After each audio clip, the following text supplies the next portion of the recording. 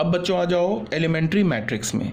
Elementary matrix क्या है? A matrix obtain from an identity matrix by a single elementary operation और transformation is called an elementary matrix.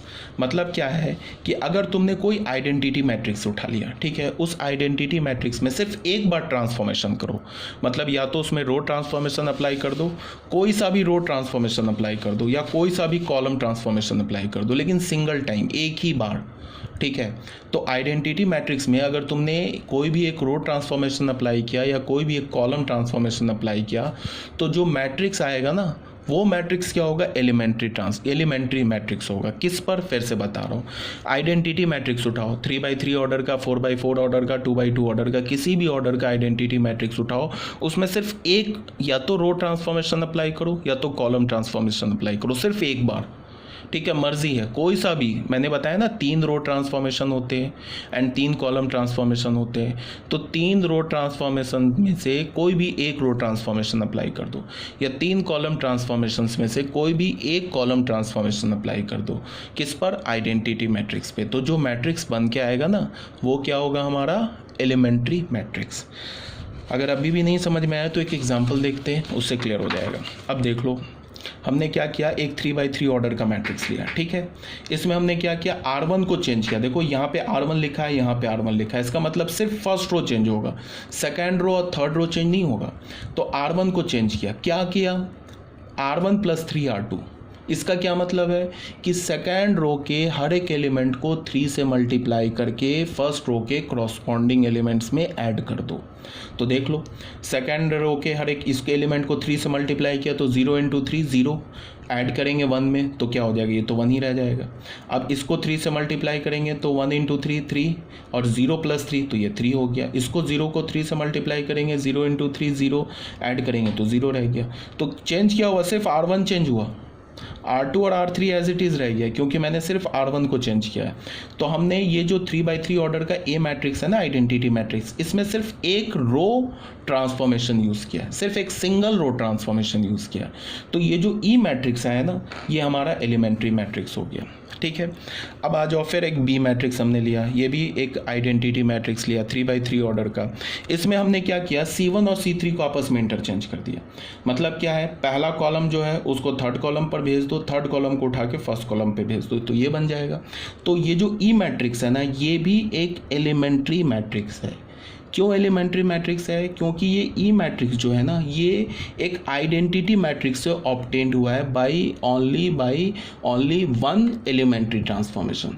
अब वो elementary transformation कुछ भी हो सकता है, रो भी हो सकता है, रो ट्रांसफॉर्मेशन भी हो सकता है एंड कॉलम ट्रांसफॉर्मेशन भी हो सकता है। कोई सा भी रो ट्रांसफॉर्मेशन अप्लाई कर दो, कोई सा भी कॉलम ट्रांसफॉर्मेशन अप्लाई कर दो, लेकिन एक बार। किस पर? ये आइडेंटिटी मैट्रिक्स पे।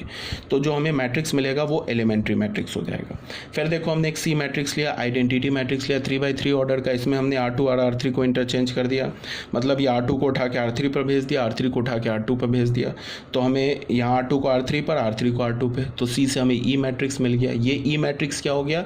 Elementary matrix corresponding to matrix C matrix के क्रॉसपॉन्डिंग हमें एलिमेंट्री मैट्रिक्स मिल गया। तो एलिमेंट्री मैट्रिक्स भी क्लियर हो गया होगा आपको। अब आ जाओ नोट में। नोट नंबर 1 में क्या बोल रहा है, in a given question we can use only one of these two transformations, either only row transformation और ओनली कॉलम ट्रांसफॉर्मेशन। मतलब क्या है कि अगर तुम एलिमेंट्री ट्रांसफॉर्मेशन से किसी क्वेश्चन को सॉल्व करोगे तो या तो तुम सिर्फ रो ट्रांसफॉर्मेशन यूज कर सकते हो या तो कॉलम ट्रांसफॉर्मेशन यूज कर सकते हो। मतलब कि एक सिंगल क्वेश्चन में तुम रो और कॉलम को साइमल्टेनियसली यूज नहीं कर सकते हो। हाँ, अब रो ट्रांसफॉर्मेशन क्या कितने होते हैं? 3। तो 3 में से कोई भी रो ट्रांसफॉर्मेशन लगा दो, कितनी बार भी लगा दो चलेगा। अगर कितने कॉलम ट्रांसफॉर्मेशन होते हैं? वो भी 3। तो तीनों कॉलम ट्रांसफॉर्मेशन से कोई भी कॉलम ट्रांसफॉर्मेशन लगाओ और हर एक 3 में से किसी को में जितनी बार तुम्हें अप्लाई कर सकते हो कर लो, कोई प्रॉब्लम नहीं, सब चलेगा। बट रो कॉलम को मिक्स नहीं करेंगे। अभी आगे जब हम क्वेश्चन करेंगे ना तो ये भी क्लियर हो जाएगा, ठीक है। तो ये भी हमारा हो गया, नोट हो गया 1। अब नोट नंबर 2 में आ जाओ।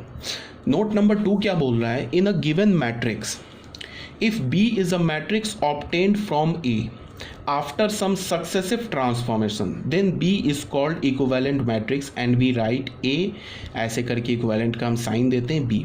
इसका क्या मतलब है कि हमारे पास कोई एक मैट्रिक्स A है, ठीक है, और ए मैट्रिक्स में हमने क्या किया कि रो ट्रांसफॉर्मेशन कुछ लगाते चले गए। 3 रो ट्रांसफॉर्मेशन होता है ना, ठीक है, तो तीनों रो ट्रांसफॉर्मेशन से हम चाहें तो एक से एक रो ट्रांसफॉर्मेशन को कई बार लगा दें, ठीक है। तो हम लोग क्या कर रहे हैं कि एक ए मैट्रिक्स है उसमें रो ट्रांसफॉर्मेशन लगाते चले गए। फिर क्या हुआ कि हमारे पास बी मैट्रिक्स है, ये या तो उसमें कॉलम ट्रांसफॉर्मेशन लगाते चले गए, कितनी बार भी लगा दो कोई प्रॉब्लम नहीं है। जो लास्ट में हमारे पास जो मैट्रिक्स बचेगा ना वो इक्विवेलेंट मैट्रिक्स होगा, किसके, बी, ए के। तो लास्ट में अगर जो मैट्रिक्स बचा बी, उस मैट्रिक्स को हमने क्या बोला, इक्विवेलेंट मैट्रिक्स, किसका, ए का, ठीक है। अब ये बच्चों यहाँ से थर्ड पॉइंट इंपॉर्टेंट है, इसको ज़रा सुनो ध्यान से। इसमें क्या बोल रहा है कि हमारे पास एक m बाई n का मैट्रिक्स है, ठीक है, और m बाई n मैट्रिक्स है। ये हमारा स्क्वायर मैट्रिक्स नहीं है, ये स्क्वायर मैट्रिक्स भी हो सकता है अगर रो कॉलम सेम हो जाए। तो हमारे पास एक m बाई n का मैट्रिक्स है, एक आइडेंटिटी मैट्रिक्स है m क्रॉस m का, ठीक है। तो अब आइडेंटिटी मैट्रिक्स हमने m क्रॉस m क्यों लिया वो अभी बता रहा हूँ। तो हमने क्या किया ये बताओ, आई ए किसके इक्वल होगा, ए के इक्वल होगा। अब यहाँ पे आई का ऑर्डर क्या है, एम क्रॉस एम, ए का ऑर्डर क्या है, एम क्रॉस एन। तो आई में कॉलम और ए का रो मैच कर गया, तो इसका मतलब आई ए जो है ये मल्टीप्लिकेशन वैलिड है, इसीलिए हमने आई का क्या लिया, ऑर्डर क्या लिया, M cross M. N cross N लेते ना अगर, तो फिर आई ए हमारा मल्टीप्लिकेशन वैलिड नहीं होता।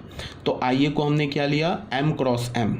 तो आई ए क्या हो गया हमारा, मल्टीप्लिकेशन वैलिड है। आई ए किसके इक्वल होगा, ए के। यहाँ तक अभी बात आ गई समझ में। अब जो बोल रहा हूँ उसको ध्यान से सुनो।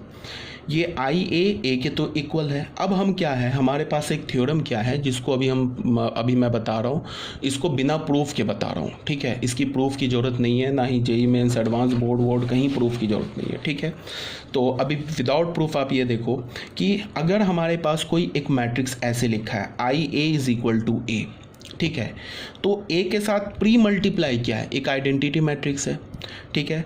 तो इस प्री मल्टीप्लाई, बात को बड़े ध्यान से सुनो, इस प्री मल्टीप्लाई मैट्रिक्स है जो आइडेंटिटी मैट्रिक्स है, इसमें तुम कुछ रो ट्रांसफॉर्मेशन अप्लाई कर दो। मान लो कि हमने 10 रो ट्रांसफॉर्मेशन अप्लाई कर दिया, कितनी बार भी रो ट्रांसफॉर्मेशन अप्लाई कर दो।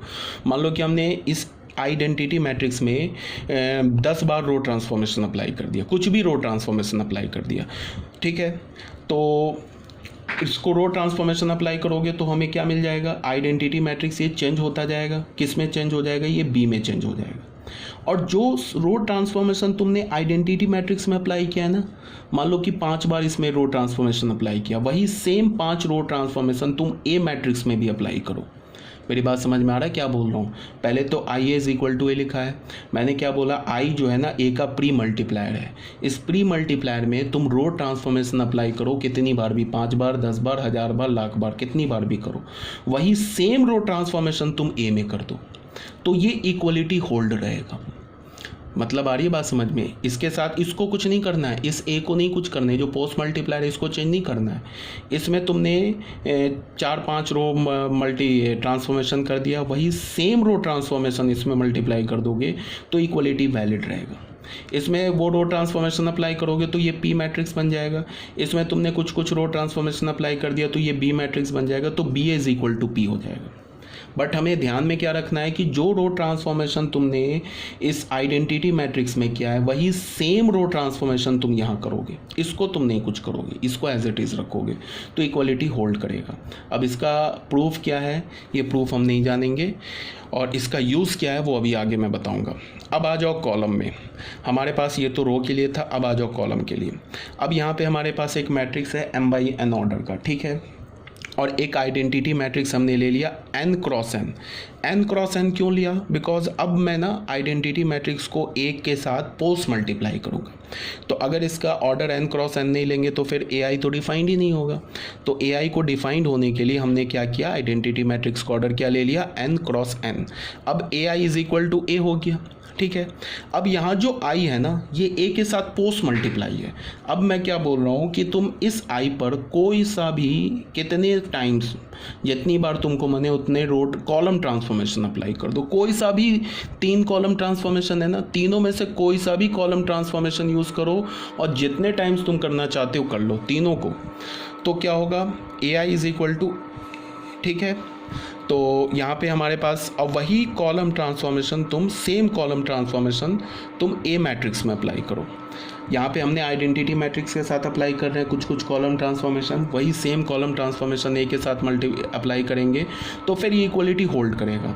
इसमें जब तुम कॉलम ट्रांसफॉर्मेशन अप्लाई करोगे ना तो ये क्या हो जाएगा, बी मैट्रिक्स बन जाएगा, और इसमें कॉलम ट्रांसफॉर्मेशन अप्लाई करोगे तो ये पी मैट्रिक्स बन जाएगा। तो ए बी मैट्रिक्स, ये ए बी पी के इक्वल होगा। इसको नहीं कुछ कर रहे हैं, इस पे हमने मान लो 5 कॉलम ट्रांसफॉर्मेशन अप्लाई कर दिया, वही सेम 5 कॉलम ट्रांसफॉर्मेशन ए पे अप्लाई किया तो ये मैट्रिक्स बन गया पी, और इसमें 5 बार जो कॉलम ट्रांसफॉर्मेशन अप्लाई किया ना ए आई पर, तो उसको हमने किससे मल्टीप्लाई कर दिया, ए से। तो यहाँ से जो ए भी आएगा वो पी के इक्वल होगा। ठीक है, ये था हमारा। अभी मैं क्वेश्चन इस पे एग्जाम्पल करा रहा हूँ, वो क्लियर हो जाएगा। और अब बच्चों देखो क्या है कि अब ना हमने 4th पॉइंट देखा। 4th पॉइंट में हमारे पास क्या है कि अगर हमारे पास ऐसे देखो, 4th पॉइंट में हमारे पास अगर A B is equal to C के इक्वल है, ए बी किसके इक्वल है, सी के इक्वल है। ठीक है, अब यहाँ पे लेफ्ट हैंड साइड में क्या है हमारे पास, प्रोडक्ट ऑफ 2 मैट्रिक्स, 2 मैट्रिक्स का प्रोडक्ट है। ठीक है,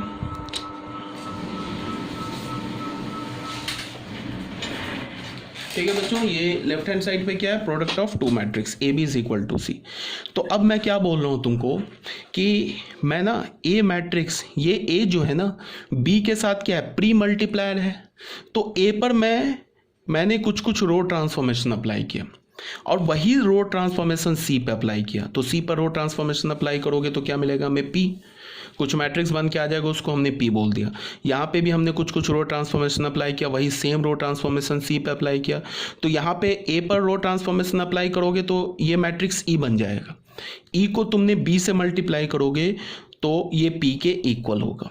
ठीक है, अब यहाँ पे मैंने क्या बोला कि अगर ए बी सी के इक्वल लिखा है और बी पर तुम क्या करो, वो कॉलम ट्रांसफॉर्मेशन अप्लाई करो, वही सेम कॉलम ट्रांसफॉर्मेशन तुम सी पर अप्लाई करो तो भी इक्वलिटी होल्ड रहेगा। मतलब क्या है कि हमने बी पे कुछ कॉलम ट्रांसफॉर्मेशन अप्लाई किया तो ये ई मैट्रिक्स बन गया। ठीक है, अब हमने ए और ई को मल्टीप्लाई कर दिया और वही सेम कॉलम ट्रांसफॉर्मेशन सी पे अप्लाई किया तो ए इज इक्वल टू पी होगा। ये भी हमारा क्या होगा, क्लियर है यहाँ तक, ये भी हमारा क्या होगा, सेम होगा। तो यहाँ तक आपको कोई डाउट नहीं होना चाहिए। ठीक है, अभी मैं इसका एक ना एग्जांपल ले रहा हूँ, अभी क्लियर हो जाएगा। अगर मान लो ये जो बोला मैंने नहीं समझ में आया तो देख लो, ये नेक्स्ट इसका है एग्जांपल, यहाँ से क्लियर हो जाएगा।